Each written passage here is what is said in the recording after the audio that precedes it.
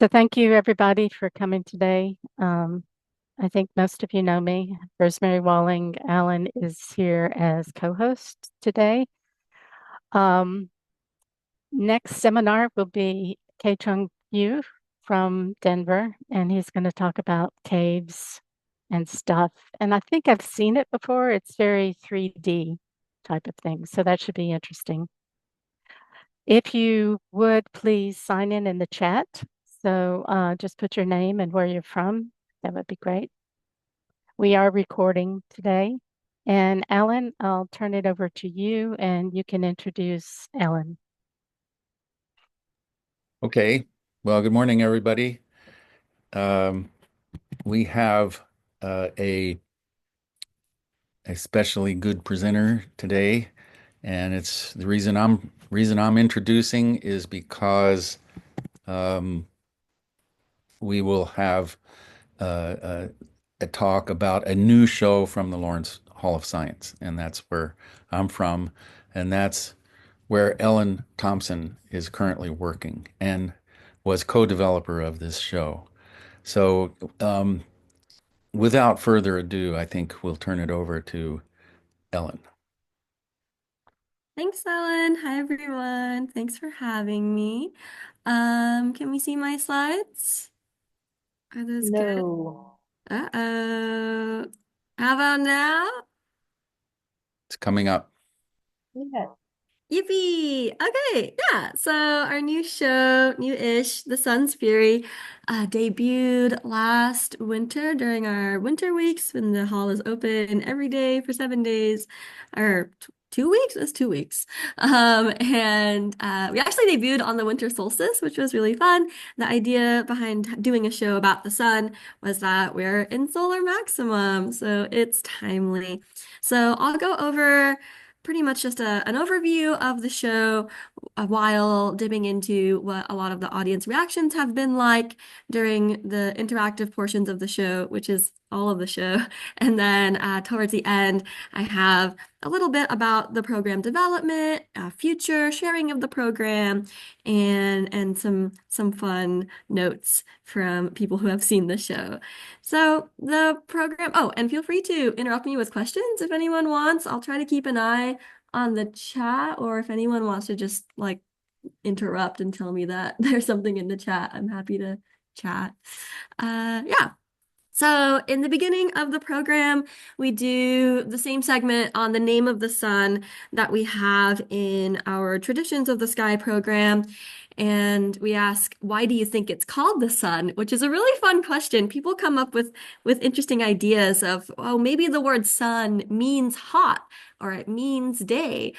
People often think maybe sun is a Latin word because they are familiar with a lot of astronomy names coming from Latin. So there's a lot of shrugs and I don't knows. We explain, well, sun is a name, like how my name is Ellen, or whichever presenter might give their name. And then we can describe that the name sun actually comes, I didn't put it on the slide, but sun comes from Norse mythology or Viking mythology, you can say, from the goddess Suna. And then we give a few other names of the sun and invite the audience to tell any names of the sun they know in other languages. Recently, we started saying that in Chochenyo Ohlone, the language of the people native to this land upon which the Lawrence sits, the sun is called Hishman. Hishman is given thank you gifts of Ohlone baskets, like this one pictured here. One of the most well-known names of the sun that audience members like to share is El Sol. We can share that comes from the Latin Sol Invictus. In Mandarin, it's Taiyong, which is a little different from other sun mythology stories where usually the sun is named after the sun deity when there's a deity involved. But in Chinese mythology, the sun is Taiyong and it's a separate character from the goddess that carries it, who is called Shihe. And then my favorite one I like to share because I'm Filipina is in Tagalog, the sun is called Araw, which is also the Tagalog word for day, which makes a lot of sense. So we talk about the sun from a cultural astronomy perspective, very important to our teaching at the Lawrence. And then we talk about some cycles of the sun. So the show starts on the most recent winter solstice, and we watch the sunset.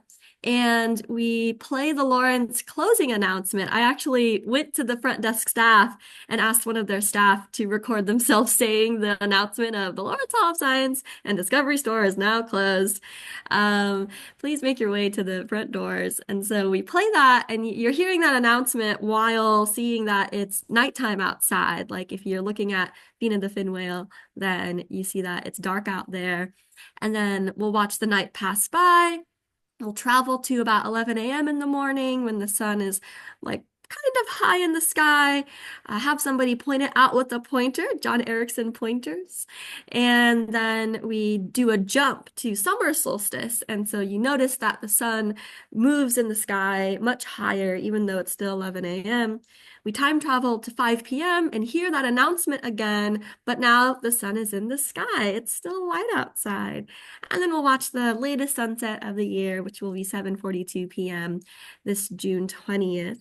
Alan and I were speaking before the recording about how the Lawrence image orientation is actually a little bit wrong. So if you really watch the sunset from our plaza, it does not really set quite like this over the whale. But the key learning point, especially to early learners here, is that the sun sets at different times of day, depending on the time of year.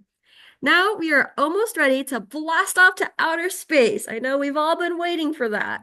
But first, there's something I want to make sure that we all know. And we asked the audience, what color do you think the sun is? And people will guess typical yellow, maybe orange, red. And so we have an activity. There's a few different little activities in this program. This one is my favorite. I think it's the best thing I've ever come up with. I've peaked. So we bring out a prop, a little polar bear stuffed animal, and ask the audience, well, explain to them that the color of the sun determines the colors of everything we see here on Earth. So let's study an Earth object. We're going to study a polar bear. What color are polar bears? And kids know that polar bears are white. And then we can use the cove lights in the planetarium to see what color light makes the polar bear white. When we turn on yellow lights, the bear looks kind of yellow. And if we turn on red lights, it looks red like this picture, which is kind of spooky. It looks like a vampire bear. And then after we've tried a few colors, I will restate the pattern we noticed. Red light gave us a red bear, yellow bear gave us a yellow bear. Let's try guessing again. Does anyone have any new guesses what color the sun should be? And in all the shows I've done, and speaking with some of our student presenters as well, pretty much unanimously everybody guesses white. So they arrive at the answer on their own. I have really little kids, like 3, 4-year-olds, who get it, which is always super exciting. And then, of course, we show the white light, and the bear looks white, as we expect. After that activity, now we're ready to look at the sun. And so we fly up, we see this visible image of the sun that I built as a layer in OpenSpace. We see the sunspots, start talking about those a little bit. And then I have these little scale models of the Earth and Jupiter that we can turn on next to the sun. The Earth one is really fun because I'll say, oh, I'm turning on a scale model of the Earth. Here it is. Does anyone see it? And it's really hard to see because it's so small. So we zoom in, and then the sun image is filling the dome, like the dome looks white, and say, oh, you could fit 1 million Earths inside the sun. We can zoom out and put up the Jupiter model, which is a little easier to see. That one fits in the sun 1,000 times. You could zoom in and out of that as well. And now we're ready to talk about types of light that the sun shines in. So we do an overview. Oh, actually, so we do an overview of the electromagnetic spectrum, but the most familiar type of light to our audiences will be visible light. So another activity we do is passing out some diffraction gratings. We'll say, oh, this is a special tool. It's called a diffraction grating. We pass them out in a little plastic baggie because human finger oils can destroy the diffraction. So we have them in a little clear baggie. We pass them out. For a really busy show, we might pass them out at the door instead and just say, oh, you're going to need this later. We'll let you know. And we turn on an incandescent light bulb in the dome, let people know it's going to be super bright. So don't look directly at it right away. And then have everyone look through their grating at the light bulb, what do you see? A rainbow. And then we explain that white is the combination of all rainbow colors. A bonus element of this activity could also be using the diffraction grating to look at the exit signs that are illuminated in red light, and you'll only see red light coming out of the diffraction grating. So if the sun was red, we would only see a spectrum of reds. And then going through the rest of the spectrum, we put up different data images of the sun in the type of light we're talking about, along with some sort of everyday or familiar object. And we do a bunch of highlighting of other exhibits at the Lawrence as well as Berkeley Science. So I have a couple of pictures here. On the top is some X-ray data of the sun, and then an X-ray image, actually of one of our student presenters, Hope. I was telling her about the show development process and mentioning there's going to be an X-ray part. And she told me that she was actually getting an X-ray soon for some neck pain, I think, and asked if her picture could be in the show. And I was like, yeah, sure, that'd be super cool. So that's one of our students. And then we have at the bottom Juju the ball pit python, who lives downstairs in the animal discovery zone, and she can sense infrared light. So there's a friend you could meet that knows what infrared light is. We can talk about microwave ovens you make your lunch in. We talk about radios, or what our staff walkie-talkies operate on, if you see us walking around with us. And when we talk about gamma rays specifically, this is really exciting. It's a UC Berkeley science highlight because we put up an image that was taken by a spacecraft, RESI, that was actually built at Space Sciences Laboratory right up the hill. So at the very beginning of the show, when we're looking at the Lawrence Plaza and we have an image of the buildings up in the hill, we point out SSL. We're like, oh, this is a laboratory where there are some solar scientists. And then we come back to it in this segment. And I do think gamma rays are sort of the least intuitive out of all the different types of light. It's not as easy to relate to gamma rays as it is to, like, I met the snake downstairs. But I like this data image has the little blue dots highlighting the gamma rays. And so it's a fun mini activity to say, oh, you can point out the blue dots if you see them. Would anyone like to point them out with my pointer? One of our pointers is even blue, so you can use the blue flashlight to point at the blue dots. And then we move into magnetic field. So this is a model available in the OpenSpace full profile of a PFSS magnetic field. And we compare this with an image of a bar magnet surrounded by iron filings. What do you think this is? Most people recognize that that's a magnet, and we guide them towards, oh, well, those shaped loops are magnetic field loops, and they kind of look like these shaped green loops. What do you think the green loops are? And most people are able to arrive at, oh, could it be a magnetic field as well? Then we talk about solar storms, so talking about how sunspots are regions of strong, or sorry, so we move into sunspots, and then solar storms is soon. But sunspots are regions of strong magnetic activity. So we have this little activity where we put up a picture of the sun from every year in the last 11 years, the solar cycle. We give the audience a few moments to count the little spots and talk about which one do you think has the least sunspots? Which one has the most? The image that has the least is from 2020. I believe the true minimum was late 2019, but we got a 2020 image that has no sunspots in it. So it looks really cool. It's like early 2020. And then maximum is 2024, and we are still in solar maximum right now. That's so cool. If the maximum ends while we're running the show, we will let all the presenters know, oh, we just left solar maximum. But this is a really fun activity, because there's a lot of high level science in this show. I think it's really important to have as many not watered down, but accessible to early learners activities. So even if you don't really understand scientifically what a sunspot is, counting dots is fun. So this is engaging for different learners. Okay, so we talked about sunspots. Well, those are also places, or the solar max is also a time when there's really strong solar storms. What's a solar storm? So we have a couple visuals of what a solar storm is. So we zoom out to about Mars, the distance of Mars's orbit, and play this video or animation, which is also just a data set that exists within OpenSpace. If you download OpenSpace, you can find this model. It's called the Enlil model of the solar wind during July 2012 when there were a lot of solar storms. We watch several days of the model pass by, and the interaction here that we give a prompt of before playing the animation is, oh, you're going to see a big explosion. So when you see it, make your best explosion sounds, and those are coronal mass ejections. So when we play this visual, we go boom, boom, whoosh, kapow. And then after that one, we can do the same explosion sounds interaction with a video. This is a Soho video from 2003 that has some really good CMEs. And then the very last one that we pause the video on actually shows a bunch of static, a bunch of noise, because I believe the Soho craft was hit. It was in the direct range of the solar wind, and so all the instruments kind of freaked out. Interesting to try to explain that the static is not something we're observing. Like it's not like it's actually snowing in space. It's the instrument got really confused.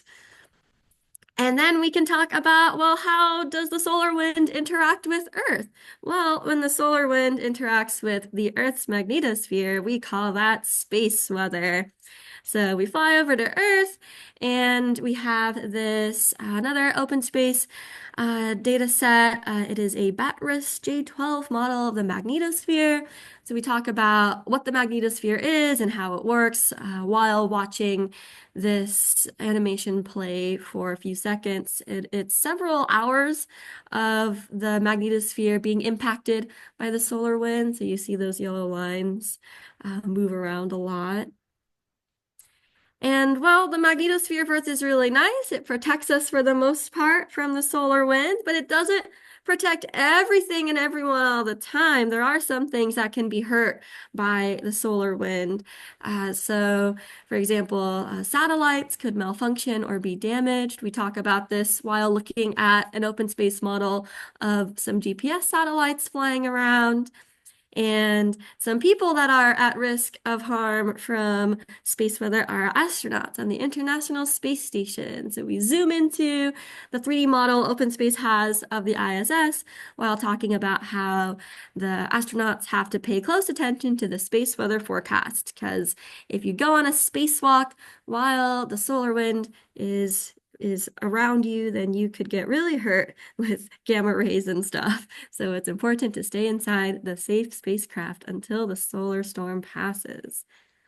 And the last effect of space weather we end the show on is the prettiest and most fun one, which is aurora. And at this point, the visual is a landing sequence towards Alaska, and then a short fade to black, and then a fade in of a 360 video of some northern light footage from Alaska. So we end on this visual. We mentioned that we say again, we repeat that we are still on solar max. So, maybe you might see some aurora at a much more southern latitude than usual, like right here in the Bay Area. And also, solar storms can cause blackouts, so you should charge all your devices. Make sure you have lots of batteries. And thanks for joining us in the Lawrence Hall of Science Planetarium. Yay! So that's the show. I have more stuff about program development, but I think I might have missed some things in the chat. I'll take a peek. Looks good. Thanks, Ryan. Looks like it's what are we lying to folks about, Mary? What did we do? Oh, the comment you had about the sunset being slightly inaccurate with the channel. The sunset's a little raw. I could fix it, but it's It's not odd that big of a deal. I'm right, sure it's fine. It's so interesting because the curvature of the dome is such that the perspective between the plaza objects and the distant Bay Area objects that like intellectually I know are there doesn't match up. Like, I don't know, maybe you could have like the San Francisco Bridge instead. And wherever your planetarium is, you could put up a picture that people will recognize. Ah, the sun sets over that recognizable object. Let's see, more folks signing in. Hi, John. Thanks, Ryan. Yeah, any other oh, Rosemary, is that a question? Yes, I was just wondering, somebody in the audience, and you might have gone over this, I stepped away for a minute, but somebody in the audience is going to say, no, the sun is yellow because, you know, that's kind of what we see. That's what we're told. So how do you explain that white aspect with the visual yellow? Yeah, that's a really good question. So, right, we have this activity, but then I like to emphasize that you're not crazy. You're not wrong for thinking the sun is yellow because it does look yellow to us at the times when we're most likely to look towards it, which is around sunrise and sunset. Usually the sun is so high up, you're not walking around with your head stretched like this. But when it's sunrise or sunset, light is being stretched in such a way that the white light will appear redder and redder, which often looks like a yellow sunset, or if it's very smoggy or dusty outside, if it's wildfire season, if you're in California, then the sun might look more orange or red. And I always want to validate that perspectives of the sun artistically and culturally are very important and valid. So for example, I have a yellow sun keychain I carry around. When my girlfriend gave this to me, she said, I know it's not the right color, I'm sorry. And I was like, no, it's like this is how people often depict the sun in art. It's valid. And thinking about like the national flag of Japan is a red sun. That's an important cultural aspect. So it is okay to think of the sun as yellow, orange, or red, but scientifically it is, in fact, a white star. Oh, a comment from Mary. Hopefully midday people are not looking at the sun. Yes, you should not actually look at the sun. You should never look at the sun. It is really interesting to like Google picture of the sun at noon, and then you can see the sun as a picture safely without hurting your eyes. But Ooh. on the HR diagram, the sun is not a white star. Oh, I just saw this comment, Amy. That is also good. Yeah, we're getting high level. Yeah, that's where I get into. I was just talking about this with a friend the other day, actually. I was like, the sun is supposed to be green. And they were like, what? And I was like, I can't explain any further because I don't get it either. I just wanted to freak you out. It's weird. I feel like I might have had a better explanation when I was actively taking a stellar astro class, but it has since left my brain. Does anyone else have any idea? Brian, are The you public there? don't know about the HR diagram, so that never comes up. Well, In I my mean, experience, occasionally at we least. get like sometimes some Cal students use their free admission to the museum, and sometimes you're presenting a show to a couple Berkeley students. No, yeah, that's And fair. In my Brian has a experience, hand I've never raised. had that come up, but yeah. We talk Give us about an it all the answer, time. Brian. It's part of our scavenger hunt in our exhibit area. Oh, that's fun. Brian, help. This is, pardon me. This is one of the hills I will die on because yes, my saying is the sun is not an average yellow star, and I go on and on about it forever. And most of it is part of the visual part, right? I mean, what is white? White is our physiological response to these colors, right? We have three cones, and anything that has approximately the same flux in each of those three cones appears white to human eyes, right?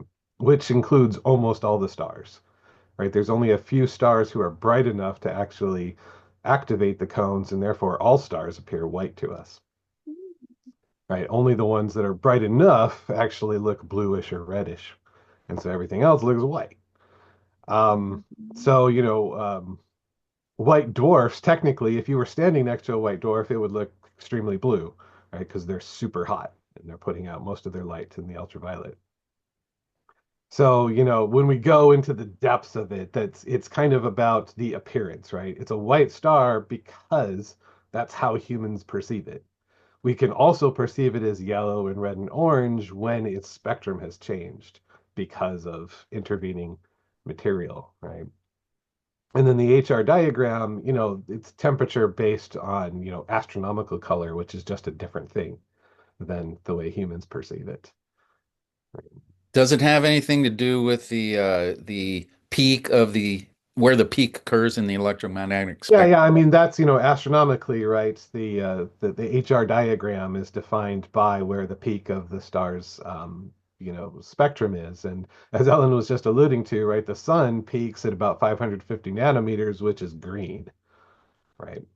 But we do not see, nobody sees a green star because that's not how human eyes work, right? It's almost the same flux across the entire spectrum as far as humans can determine, so it looks white to us. There's And no the best proof I usually have of this is with a sun spotter. You can pull out a sun spotter, you can point it at the sun. There's zero filters on it, right? So the image that the sun spotter projects is a good old-fashioned white sun, right? There's no magic there, nothing. You can see there's no filters, nothing's happening here. This is a projection of the actual sun right now, and it's white. And I'm no biologist, but isn't that part of why we have so many like green plants and stuff is because the sun peaks in Well, green? it's one of the weird things, right? Because green, you would think plants would actually want the green because that's where the sun is peaking, but they reflect it, right? Plants are green because the chloroplasts are reflecting away the highest energy that's coming from the sun. So it's it's kind of a weird thing. I mean, I've heard some biologists speculate that, well, maybe it's actually too much energy, and so they have to reflect it away. Whoa. That's And so cool. sorry, I shouldn't have spent too much time on that. But That's like I said, okay. it's become one of my the sun is not an average yellow star. It's an above average white star. Yeah. Thank you, Brian. Thank you, Mary. And speaking of plants, actually, fun aside, the music, I have a little playlist for this show, and much of the songs recommended to me by one of my coworkers, Bia, come from an album of instrumental music called Mother Earth's Plantasia. It's very pleasant. Nobody tell the composer Mort Garson that we're using in the planetarium, though, because we technically haven't gotten permission. We got to figure that out. It's on the to-do list. Maybe he would be okay with it, but I recommend the album. It's very pleasant music. Apparently plants like it. Plantasia.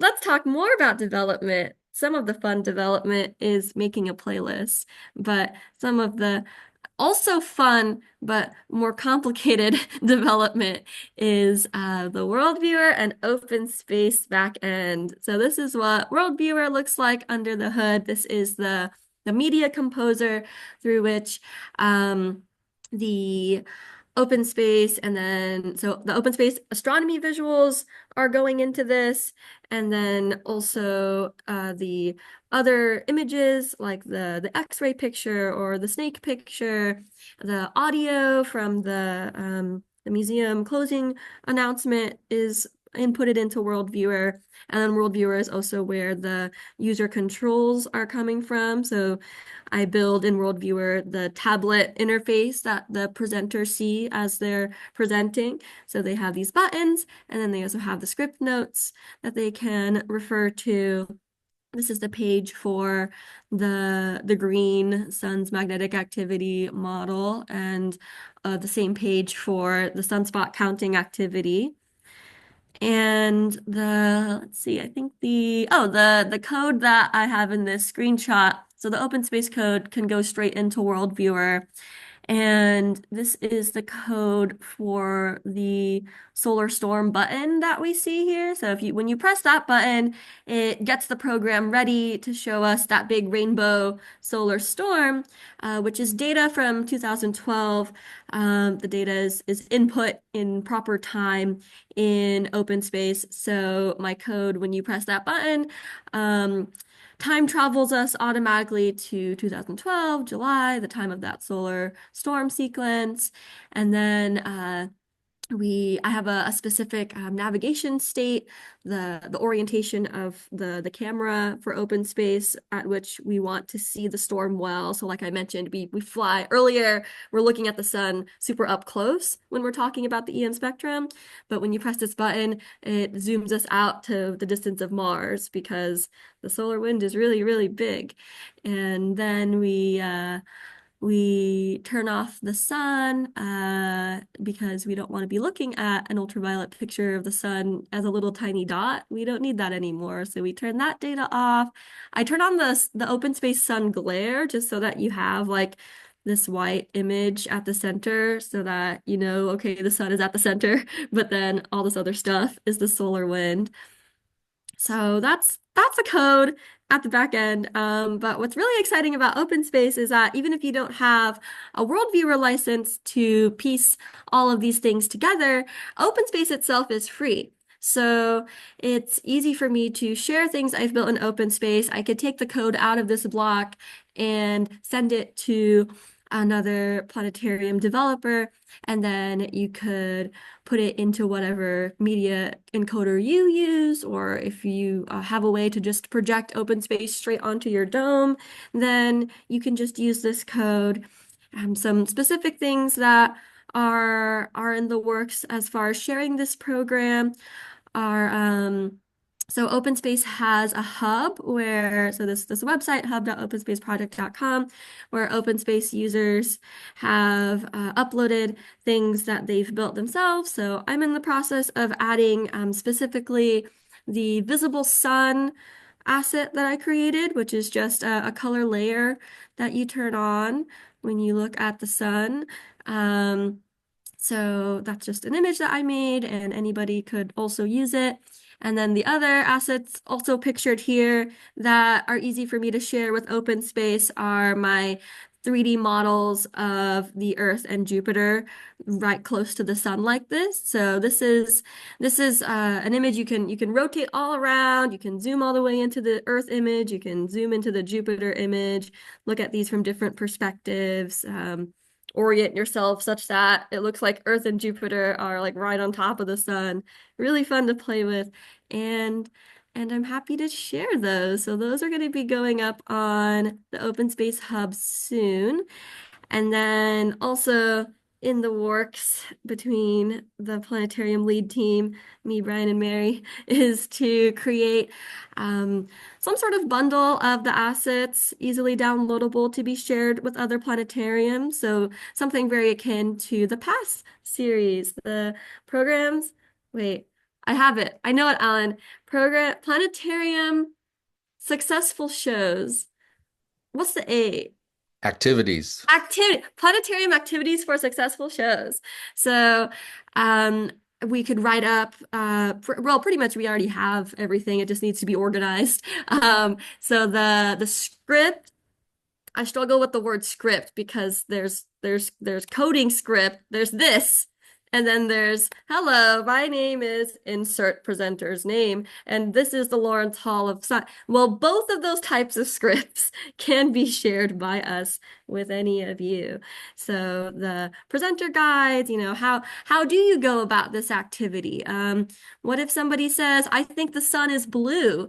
Well, if you have a control to make your co-flights blue, you can do that. Like it's not in the example presenter script to talk about the sun being blue, but you can just do it if you have a button for it, which we have. If you don't have a button to make your co-flights blue, then you could just say, oh, I don't have a button for that, but that's a good guess. There are some stars that are blue.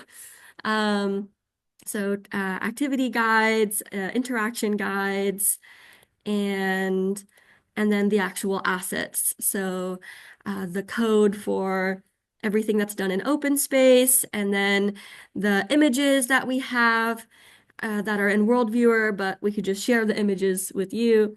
I could ask Hope if she's okay with her X-ray getting shared with every planetarium. Yeah, very excited to start working on a bundle to share. Oh, there's a custom profile for OpenSpace where I build it such that when you first open OpenSpace, by default, OpenSpace loads into a view of your outside Earth, but my profile by default loads you into boots on the ground at the Lawrence Hall of Science. You could easily change the coordinates so that you are at your museum or planetarium.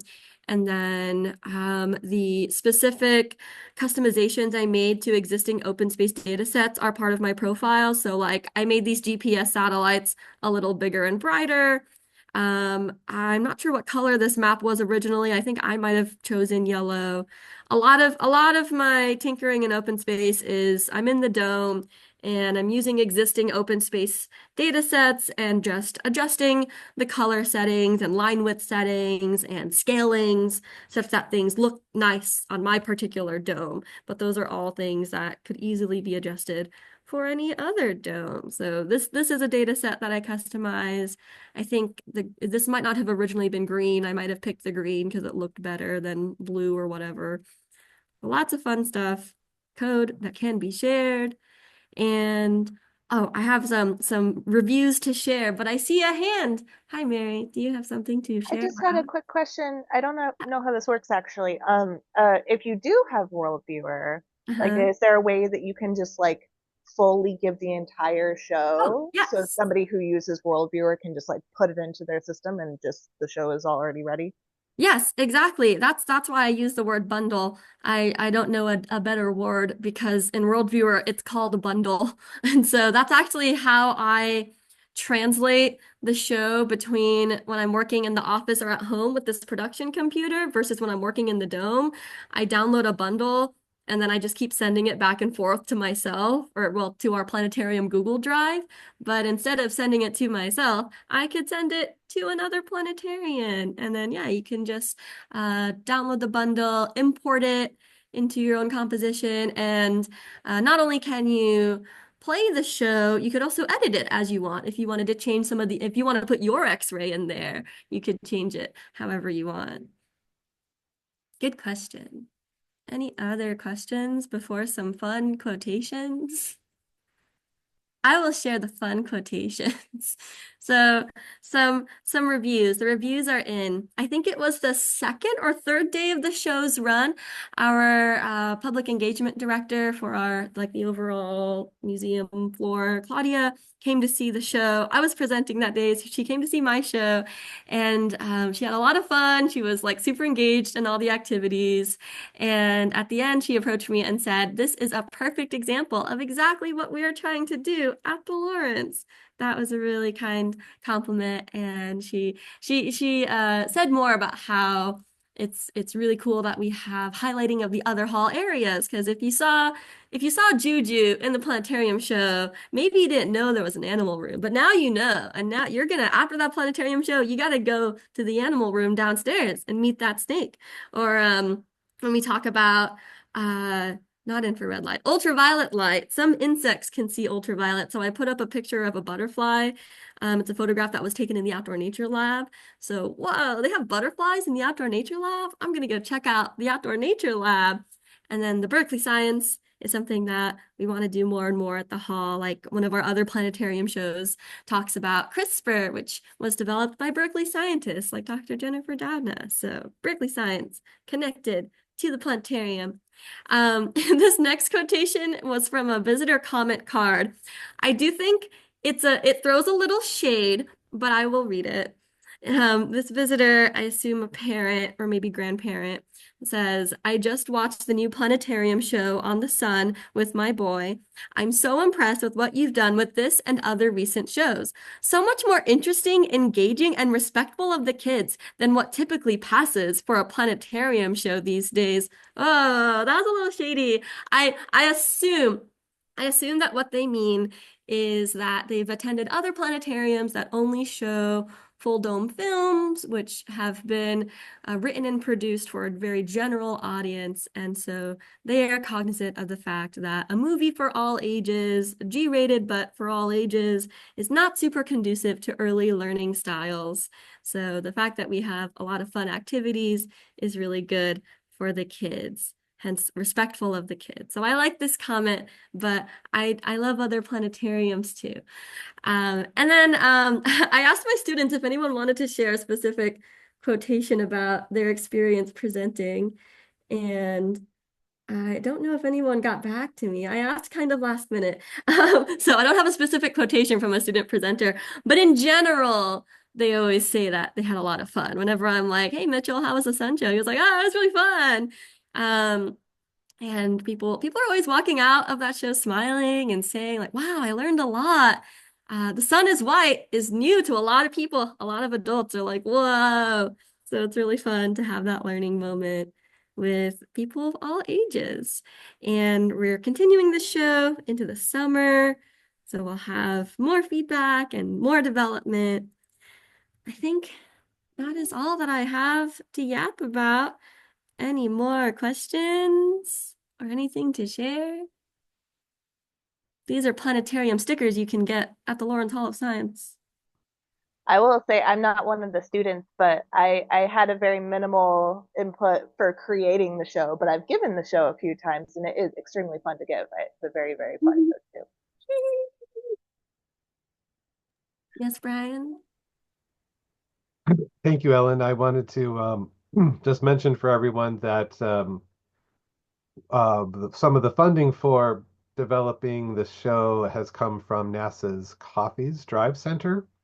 COFFEE's is one of the centers that's specifically interested in trying to understand the sun, especially try to understand and predict the sun's cycle. And so, as part of that program, what we really want to do is make sure that we're developing something that can be of interest and use to other planetariums. So, the last part where Ellen was describing, ways in which we can actually distribute the different assets is very important to us. And if there's other ways that if you are interested and wanted to, use the show, please let us know so that we can kind of, find ways to make that happen. If you wanted to work with us directly, that's great too. One of the things I don't know if Ellen mentioned is within OpenSpace, for example, if you didn't have the WorldViewer, as she was mentioning, you can still use that same code. And one of the things that we've seen a lot of OpenSpace users now is they're just coding HTML pages, right? And so they can create, the tablet page that Ellen was showing you, that could be created in HTML, and you could just have HTML buttons that call all those OpenSpace sequences, for example. And something that we might do is just translate some of all of our WorldViewer pages into HTML pages like that as well. We have a few more years on the COFFEE's program, and so this is kind of like, I would say, our test show. We would like to develop more stuff about the sun, and so please let us know like what you're interested in, what kind of stories you'd like to tell about the sun, because we want not just our audiences to be excited about this, but we'd like your audiences as well to get to know more about the sun. I have a couple of comments. First, when the presenter has fun, if it's a live program, and I saw Mitchell do it yesterday, this particular program, and I can say he was having fun. Mitch, I love Mitchell. He's so high energy. It makes me think that if the presenter is having fun, there's a high probability that the audience will also probably have fun. If the presenter is not having fun, conversely, then the audience will pick up on that too. But Brian, to what you were saying about other ideas for things to do about the sun, on the LIPS group, the Google group for LIPS, I posed a question, about getting a discussion going, and an example I gave was, recent or upcoming NASA missions. And at the time I asked the question, the Punch mission was about to be launched, and now it has been launched. And so, trying to remember, was it Rod who replied? I asked the question, is there anything you can do about polarized light? Because that's what the Punch mission is using to make 3D images, I guess. I don't know how it does that. But he suggested things that he does in the classroom, and you just take a polarizing filter and do cross polarizing things. And that's a fun thing to do, sort of like a complement to the diffraction grading activity. And we, I know with all the different dome constructions, I don't know if there's a standard way to be able to like get polarized light coming off of our dome, but I don't know. Does anyone have any ideas about that? Well, I was thinking of having a light source with a big polarizing filter in front of it. Okay. And Well, that you would could be, do, I'm thinking about an experience I had with learning polarized light. I was taking Physics 7C here at Berkeley, and we like went outside with like polarizing glasses and like played with them and like stacking them on top of each other so that you can't see anything. And it was really fun. One of my friends like walked past my class and I was like, Laura, come here. I have to show you some science. Try these glasses. Now put them on top of each other. Whoa. So something like that could be really fun. Although glasses can be hard for little kids. So maybe filters that you hold up. Yeah, handheld filters like we do with the diffraction gratings, right? Yeah.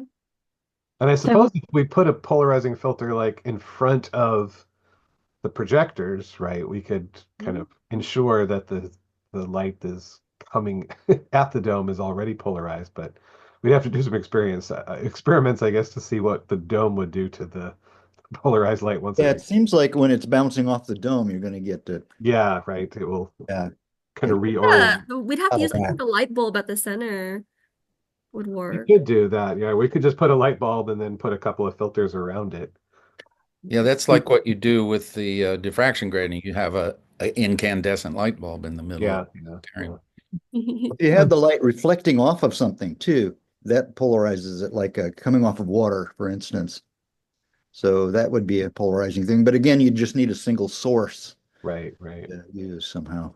Be fun. Now, if you really want to mess with people's minds, make it so it's black. So you have two at 90-degree angles, and then put one in between that's 45, and you'll actually see light again. Yeah, that's a good one. Ooh, that's fun. We like to blow people's minds, right? The sun is white really gets people. Mary, I like your comment about polarized sunglasses make it hard to see screens. Oh my God, I I can't was so see. confused. I was like, why is the screen black? And he's like, you need to take your glasses off. And I was like, oh my God. Yeah.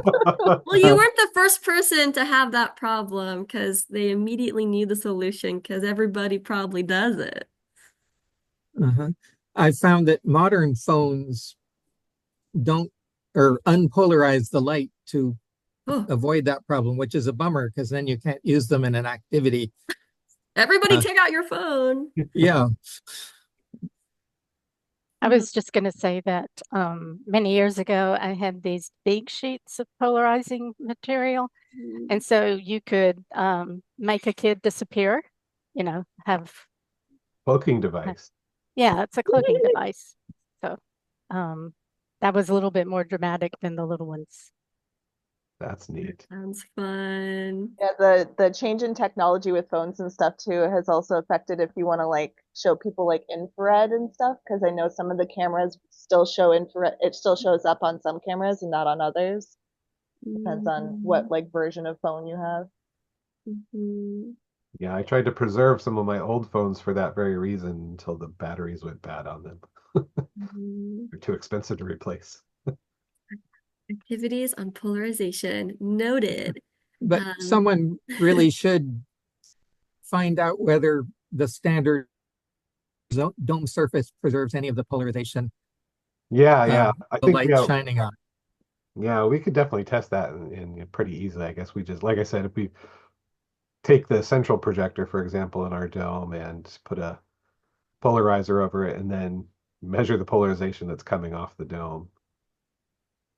I've gone into the dome with sunglasses because I was coming in from outside and I could still see a little.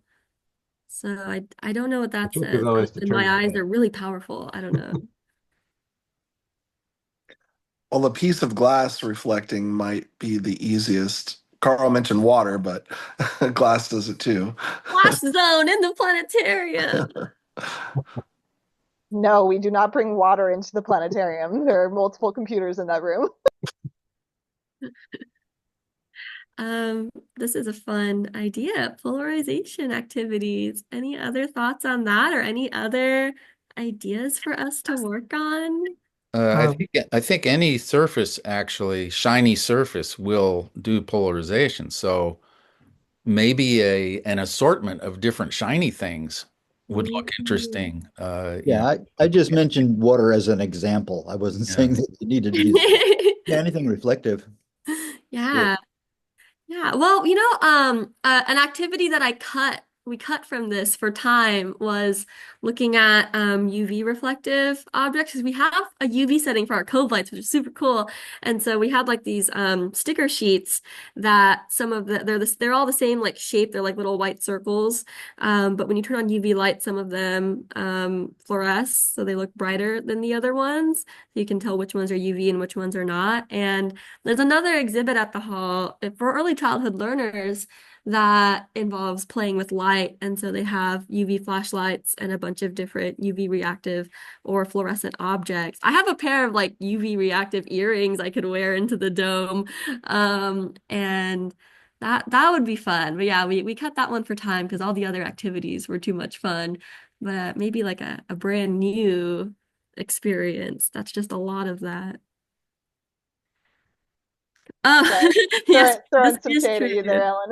I did, when we did a sun program at the Sphere and we were talking about, well, I heard about this from Brian. There's an activity where you can say, well, the solar storm is material that's reaching all the way to Earth. So you can have someone holding the Earth prop and then spray them.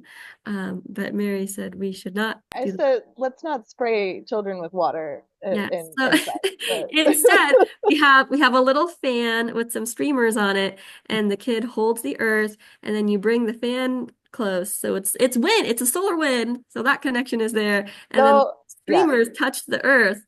So I think that scratches the brain. And That's a I will good and I will activity. say, if it had been a hot day, that would have been a perfect activity because it gets hot in that room. People would But want the water on a hot day, alas. Outside activity, good outside activity.